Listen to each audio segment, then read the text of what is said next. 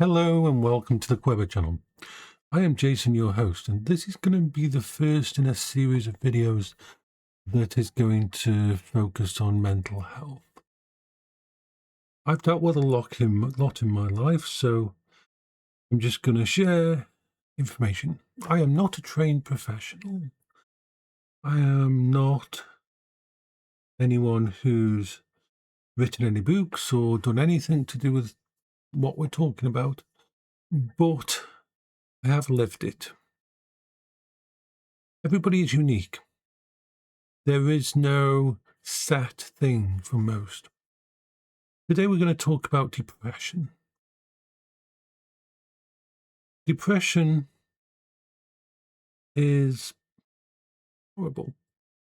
Let's put that out there. Depression can be in many forms.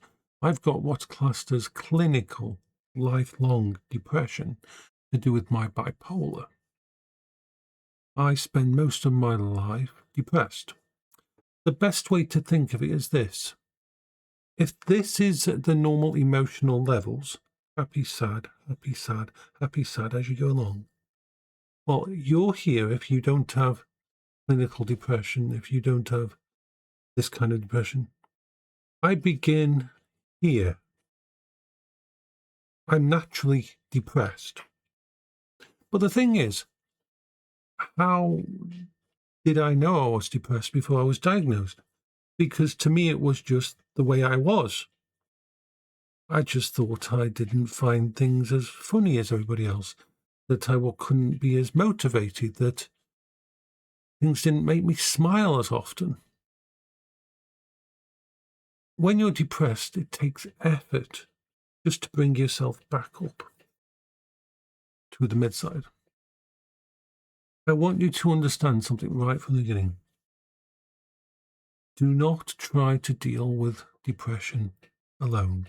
Really don't. One of the key tricks that depression does is try to isolate you, try to make you feel like no one will understand, that you shouldn't bother people. It's one of the horrible things it does, where it makes you feel isolated, and that can be the worst thing. You don't want to be left alone with what's going on in here. You need someone who will listen. You need to talk to someone. You need to talk to a professional. You cannot just shake off depression. You can't just click your fingers or make it go away. And it can be a very, very bad thing and lead to very bad things.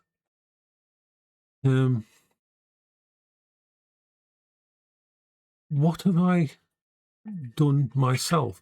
How do I cope with it myself?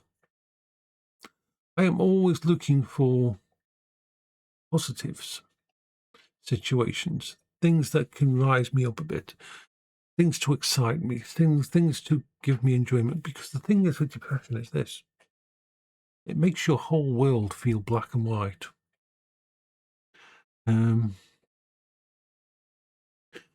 You will feel like all your emotions are damped down, especially all the positive ones. All the positive emotions sort of flatline.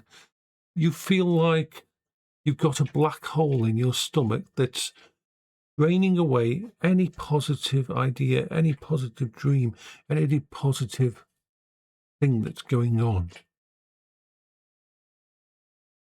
I remember that when I was at my deepest depression, I couldn't even dream. I couldn't fantasize about anything positive. My brain was so deep in depression that it could not calculate, could not create a positive experience, even a dream. I couldn't even say, oh, what if I won the lottery? Oh, what if something nice happened? Because my brain was so deep down into depression that nothing, my brain wouldn't create any positive idea, any positive thought, especially if it was to do with me. And here's another one of the really nasty things that depression will do to you. It'll make you feel guilty, especially if you're doing well. You see, people think that it's external forces that cause depression and that. And sometimes it can cause depression, but you can have the most perfect life. You can have a new baby girl. You can have a wonderful wife or girlfriend or boyfriend. You can have your perfect career. You can have all the money. You can have fame. You can have all the positives. And you'll be depressed. And at that point, that's the really worst part. If your life's going well and you're depressed, you will blame yourself. You will have a go at yourself. How could you be so ungrateful? How can you be such a bastard? Look at all those people out there that don't have this. And you can't even smile? You can't even smile when you see your child or when something nice happens? How much of a monster are you? And that guilt, that self-hatred amplifies the depression and makes it even worse. This is why we see, sadly, a lot of really famous people, when they have depression, it can lead to end-of-life events because they know that they should be happy. They know that they should be grateful. They know they've got a loving family. But the world is black and white. They're fighting against a feeling that just won't go away. There is lots of help out there. Now, if you have a friend who you think's depressed, the best thing you can do is let them know you're there for them. Sometimes all it takes is someone willing to listen. Someone willing to be there. Don't try to fix them. Don't try to get them to shake it off. Don't try to get them to go out and do fun stuff. Because that might just be way too much for them to do. And it'll make them feel worse when they have to say no. No. Try to be there for them and just listen. Offer help without conditions. Offer help without judgment.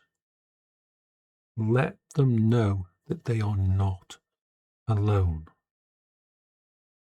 And if you are fortunate enough to be in a country where you can get healthcare for mental health, let your doctors know that you're dealing with depression.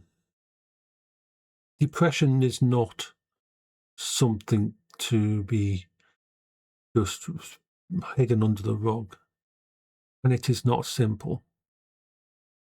Depression does not automatically lead to an end-of-life event, but it can go in that direction, especially with the guilt and the self-isolation, and you start believing that the world would be better off without you. Get help. And know that you're not alone, that you're not the only person dealing with this. It will try to convince you that you're the only one. I can tell you from my experience, you're not. And you deserve a reason to smile. You deserve a reason. This isn't something you should face alone.